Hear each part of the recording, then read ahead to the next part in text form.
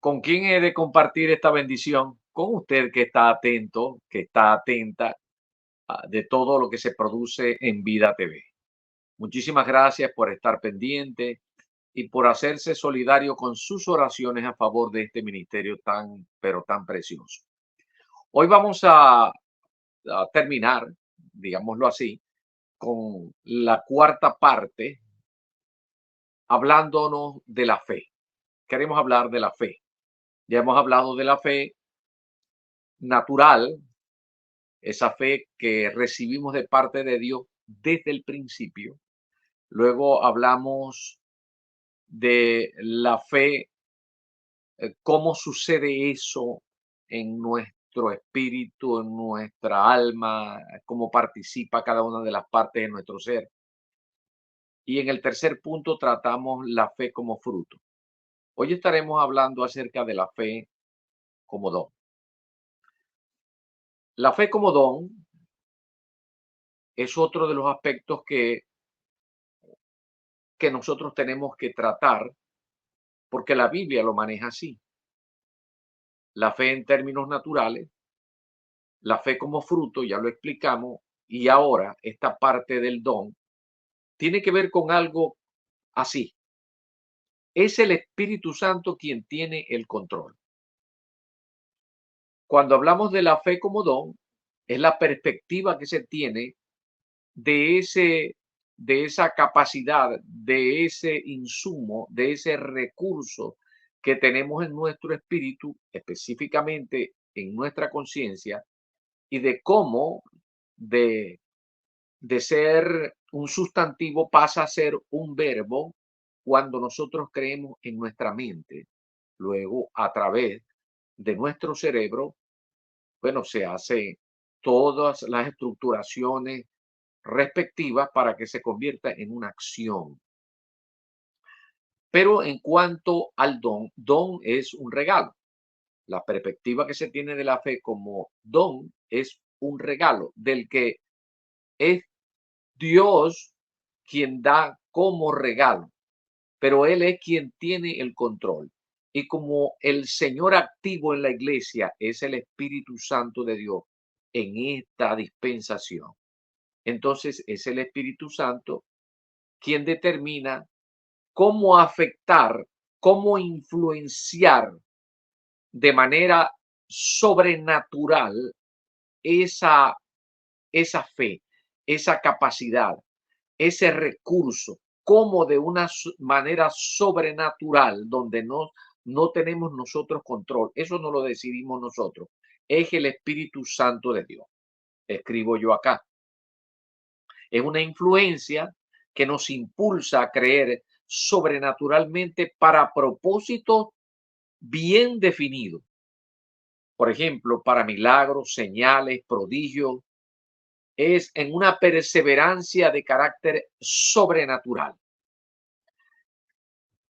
La carta a los Hebreos, en el capítulo 11, es una de las expresiones fieles de esa sobrenaturalidad con la que la fe es vista en las personas.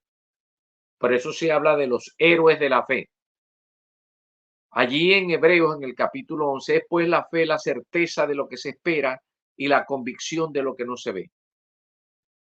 Por supuesto que este es un concepto, pero cuando nosotros analizamos quiénes participan y de qué manera participan en la historia, cómo es que el escritor a los hebreos los trae como ejemplo, estos héroes de la fe que comienzan con Abel, que siguen con cada uno de los que son protagonistas en la época veterotestamentaria y continúa así hasta el nuevo pacto. ¿Cómo obraron? Bueno, obraron es porque el Espíritu Santo de Dios influenció, afectó, impulsó sobrenaturalmente a estas personas para que obtuvieran los resultados que obtuvieron. Este es un ángulo de apreciación que nosotros debemos tener de la fe, pero eso lo tiene el Espíritu Santo de Dios como control. En Romanos, en el capítulo 12 y el verso 11 dice, pero todas estas cosas las hace uno y el mismo Espíritu, repartiendo a cada uno en particular como Él quiere. Esa porción la encontramos, como dije, en Romanos, en el capítulo eh, 12, verso 11. Y nosotros allí, en ese sentido, tenemos que tomar en consideración específicamente lo que dice la palabra. Y yo quiero compartirla especialmente con ustedes, donde dice, en lo que requiere diligencia, no perezoso, ferviente en espíritu, sirviendo al Señor permanentemente. ¿Para qué? Para que nosotros, en un momento determinado, el Espíritu Santo de Dios es quien toma el control y nos dice, hay que actuar de esta manera, hay que hacer esto, hay que ir hasta allá. Y todo va a ser de una manera muy sobrenatural, súper especial, no tan común como cuando se trata la fe desde la perspectiva de un fruto, porque es relativo básicamente al carácter. Aquí no, aquí son eventos, señales, prodigios, cosas que son sobrenaturales. Este es un aspecto de la fe tratado en la Biblia desde la perspectiva de don. No tenemos quien tiene la fe, no tiene control de cuándo fluir sobrenaturalmente. No tiene control de cómo fluir cuando el Espíritu Santo de Dios, hasta que el Espíritu Santo de Dios nos diga cómo tenemos que actuar, no pasa nada. Solamente seguimos fluyendo, dando fruto, seguimos moviéndonos en la fe, porque para el creyente del nuevo pacto, la forma de vida es la fe. El que ha sido justificado tiene que vivir por la fe. Amén. Ahora bien, vamos, tengo aquí la otra parte que es la fe, la perspectiva que se tiene de la fe como tendencia de vida. Este es el cuarto punto.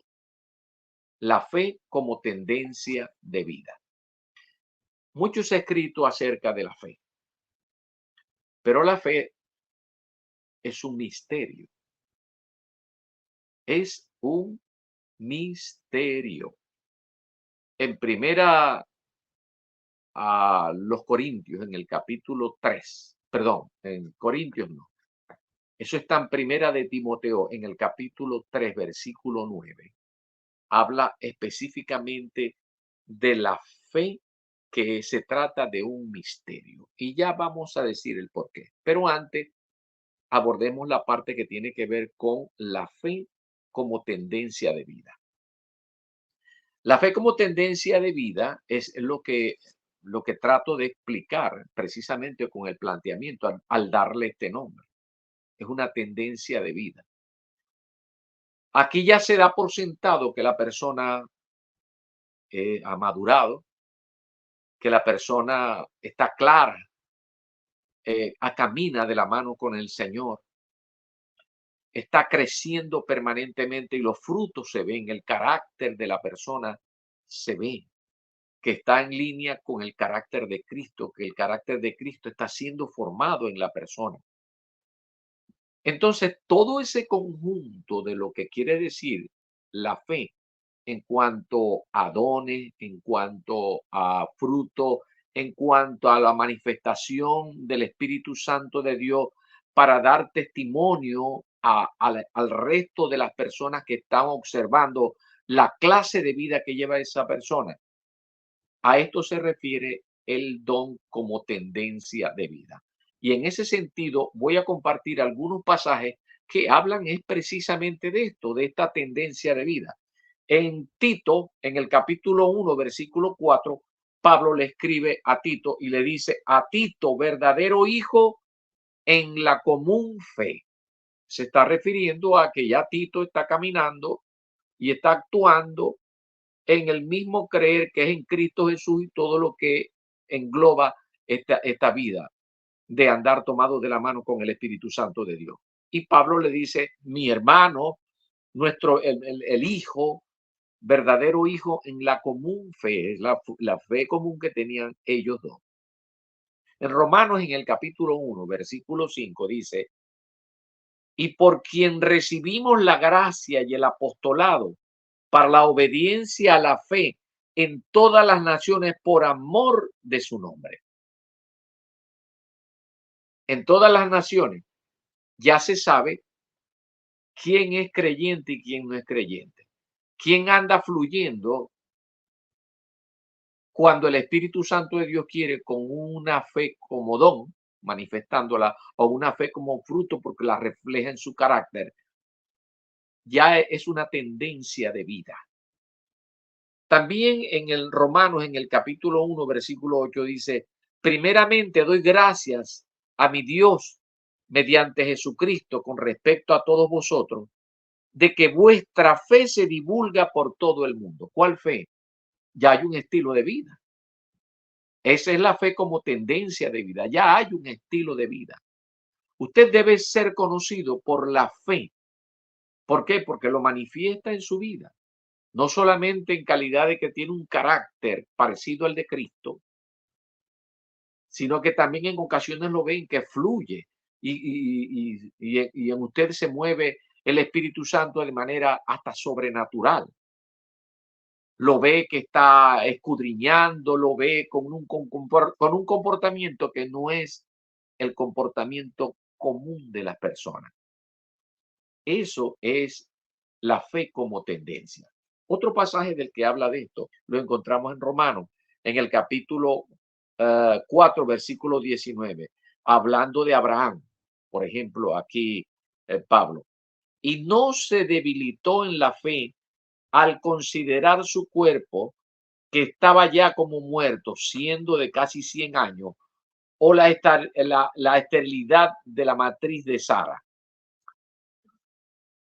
La forma en la que se conducía Abraham en la antigüedad daba muestras claras de que era un hombre que caminaba en la fe, caminaba en la fe de Dios, no en la fe solamente común y en donde pudieran tener participación la fe de otros dioses. No, no, no, no. La fe de Jehová Dios. Esta tendencia de vida nosotros tenemos que manifestarla normalmente, sin esfuerzo, sin que nos salga una hernia. Tiene que ser normal, que la gente sepa quiénes somos, porque eso es un testimonio. Ahora, cuando hablamos de la fe, que se trata de un misterio, así lo dice la Escritura, y muy específicamente lo dice en Primera de Timoteo 3:9. La fe es un misterio tratado en el Nuevo Testamento, que es después de la cruz. Esa fe, esa fe no se conocía, la forma, ese concepto no se conocía ni a qué estaba relacionado en la antigüedad. Lo único que se sabía era que las personas eran fieles, le creían a Dios, confiaban en Dios, y, pero no fue sino hasta que aparece el Señor Jesucristo. Y es el Señor Jesucristo durante su vida pública cuando Él comienza a hablar de la fe. ¿Por qué? Bueno, porque la fe iba a ser el estilo de vida que iban a manifestar todos aquellos quienes creyeran en Él. Todos aquellos quienes creyeran en la obra emancipadora, en la obra redentora del Señor Jesucristo para con todos los hombres.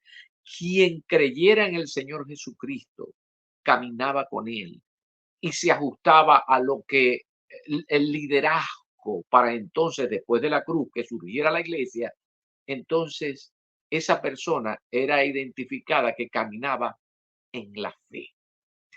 Esto no se conocía. Es por eso que si usted va al Antiguo Testamento, la palabra fe como sustantivo no aparece, sino solamente en una sola cita que está en Habacuc, en el capítulo 4, versículo 2. Posiblemente esa cita debe aparecer allí.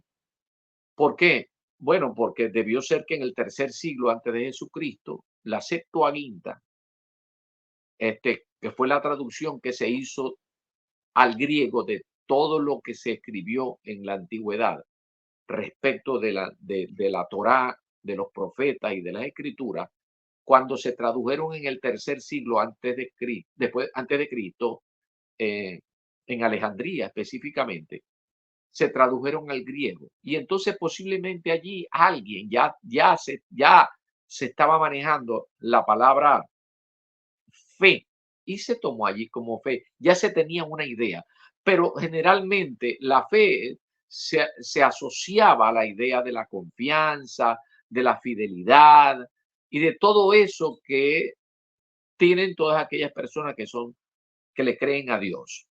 Pero no es sino hasta el Nuevo Testamento donde entonces esta palabra fe, al igual que la iglesia, al igual que el mismo Jesucristo, al igual que el Evangelio, son misterios. Y hay muchos misterios de los que posiblemente estemos tratando en próximas entregas a través de Vida TV. Pero por ahora, el solo hecho de que la fe como misterio es obvio, porque Jesucristo era un misterio, la iglesia era un misterio, el evangelio era un misterio, y la fe, que era todo un estilo de vida, tiene que equipararse o ser equivalente al evangelio del reino. Y que a la vez el evangelio del reino, al ser activado, entonces ya hace que las personas participen del nuevo pacto. Y todo eso forma parte del Nuevo Testamento. De manera que esa es la razón por la que muchas veces en el Nuevo Testamento explicar la fe es un tanto difícil porque se trata de un misterio. Ahora, para cerrar con esta parte, cuando la Biblia habla de misterio, que por cierto, se habla mucho de misterio eh, en el libro del profeta Daniel y específicamente en el capítulo 2, se habla de misterios, de secretos, se habla de algo oculto y se mezcla con sueños y visiones. Todo eso era con relación a Jesucristo y la iglesia, al reino de Dios. Todo eso se relaciona con eso.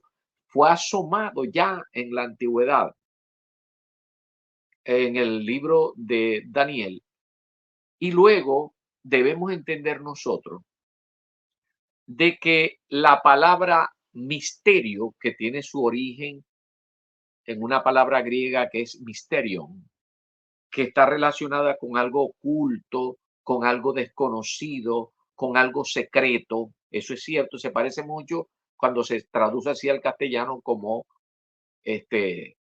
misterio. Pero tenemos que evitar caer en el sensacionalismo y especialmente los medios de comunicación son campeones mundiales en en moverse utilizando el sensacionalismo para hablarnos de misterios que aparecen en las escrituras. Porque el objetivo central de la palabra misterio en la Biblia está relacionado íntimamente con el conocer la voluntad de Dios. Conocer la voluntad de Dios. Cuando usted vea en las escrituras y especialmente en el Nuevo Testamento la palabra misterio, no actúe, ni piense, ni le pase por la cabeza ideas que tengan que ver con misticismo, secreto. Por ahí muchos programas en televisión.